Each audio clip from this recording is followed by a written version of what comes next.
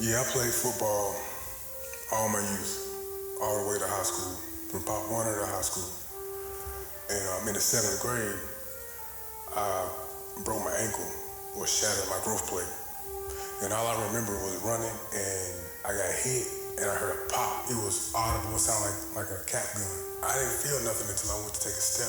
As soon as I took that first step on that ankle, man, I fell down in pain. I was cussing, I was fussing, man. My teammates had to carry me out to the sideline the whole time. I was just agonizing, in sheer pain. Of course, I had to go to the hospital. And at the hospital, the doctor, told us that I had shattered my growth plate and there was no need for surgery.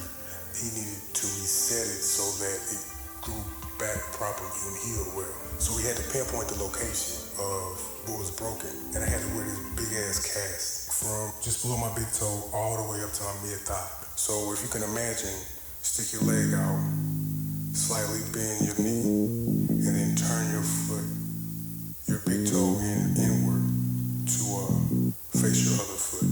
And that's how my leg stayed for like 9 months. It sucked because I had never broken anything before, but at the same time it was cool, man. There was a whole bunch of people signing my cast, got a whole bunch of sympathy from all the girls, a lot of help, put it that way, a lot of assistance. And I appreciate that to this day, thank you. See, now I want to talk about triggers.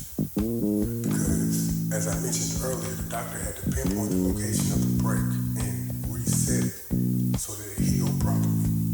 And a lot of our triggers had something to do with some kind of trauma, some kind of agony, something that happened over and over. And it could be in the past, could be a week ago or a year ago. But when that certain something sets us off, it's almost like that thing that created the trauma, the cellular damage is happening right now. And a lot of times we're unaware of it. We're just going off for whatever reason. We're thinking it's the reason, but it's trauma that was triggered. Now you can go down a loophole, down a rabbit hole, way back when, and try to figure it out. You really don't have to, but what you need to do is focus on the area that was triggered. And this is done by self-awareness. This is also how I quit drinking. I had to learn my triggers.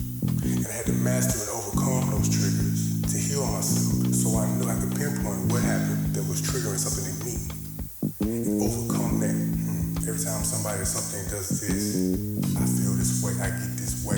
They bring something out of me. Now remind you, this is due to trauma, cellular damage, which when triggered, I would act a certain way.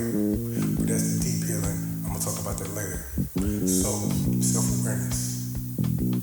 A lot of us blame the person or the thing on what's making us mad. But we gotta ask ourselves, why is that making me mad? Why is it upsetting me? Why am I letting it upset me? You see? Now I could talk about road rage and traffic, but I don't know if I can hear that. Maybe more patience. Maybe a good podcast. Tarot, I don't know.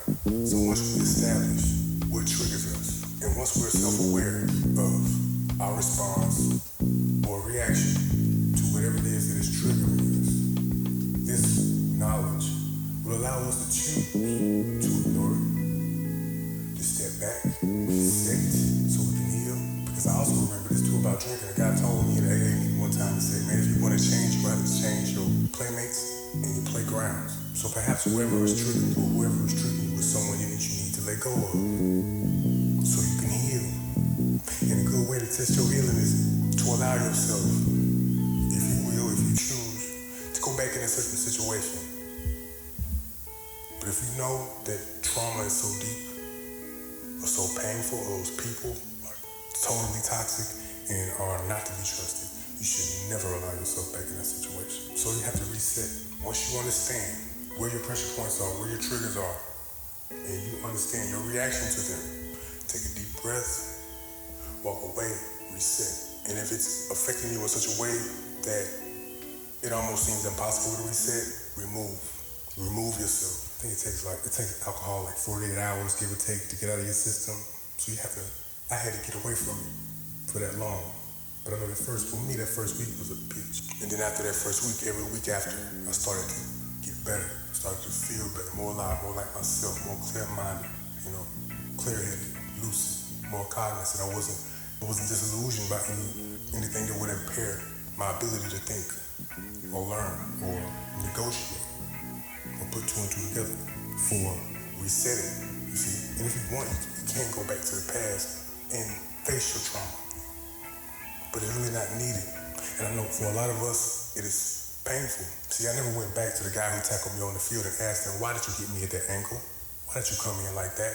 Nor did I question God as to why it was raining that day in the grass, in the field, was slippery. We went to the doctor, and the doctor pinpointed the location of the break, of the shatter, and he reset my ankle, you see. It's No Dreams Network. It's something to think about.